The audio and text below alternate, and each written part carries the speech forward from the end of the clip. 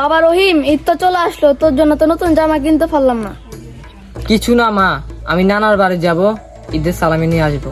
হ্যাঁ বাবা, তোর নানির বাড়ি যা, হয়তো কিছু পাবি। আচ্ছা ঠিক আছে মা।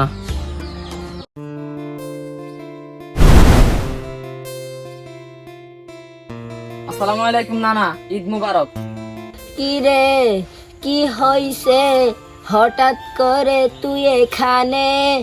না না, ঈদের সালামি দিবেন না আমাকে? কি তোকে সালামি দেব? তোর বাপে কি আমার কাছে কিছু রেখে গেছে?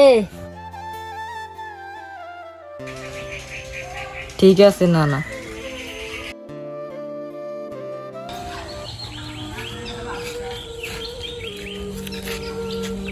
নানার কাছে ঈদের সালামি চাইলাম, উনি তো আমাকে ঈদের সালামি দিল না, আর অপমান করলো।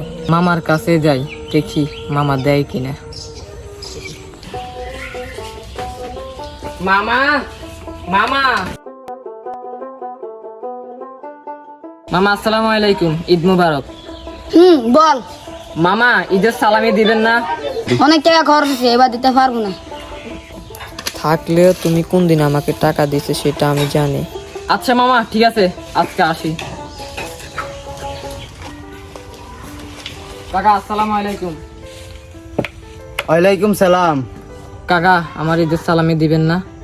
না না মামা, কেউ আমার ঈদের সালামি দেয় নাই, আপনি দেন। তোর বাবারে কত করে বললাম জমিনটা আমার নামে দিয়ে যেতে, তোর বাবা জমিনটা আমার নামে দিয়ে যায়নি, বরং তোর বাবার অসুস্থতার জন্য জমিনটা বিক্রি করে চিকিৎসার খরচ চালালি। তুই এখন টাকার জন্য আমার বাড়ি আসছিস? যা, গরিবের বাবা।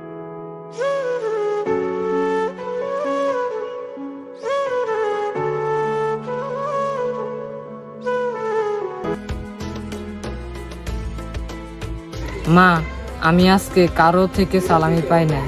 মামা, নানা, কাকা, কেউ আমাকে সালামি দেয় নাই।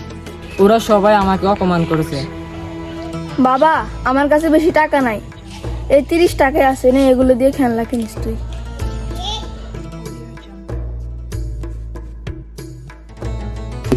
ভাই, আমাকে 30 টাকার খেলনা দেন।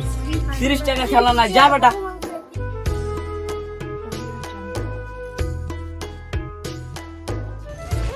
আজকে আমরা গরিব বলে আমার নিজের পছন্দের জিনিসগুলো কিনতে পারলাম না। আমার নানা, আমার মামা, আমার কাকা, ওরা সবাই আমাকে অপমান করেছে। আমি আজকে আমার নিজের পছন্দের জিনিসগুলো কিনতে পারলাম না। আমার মতন এমন অনেক মানুষই আছে, তারা গরিব বলে নিজের পছন্দের জিনিসগুলো কিনতে পারে না।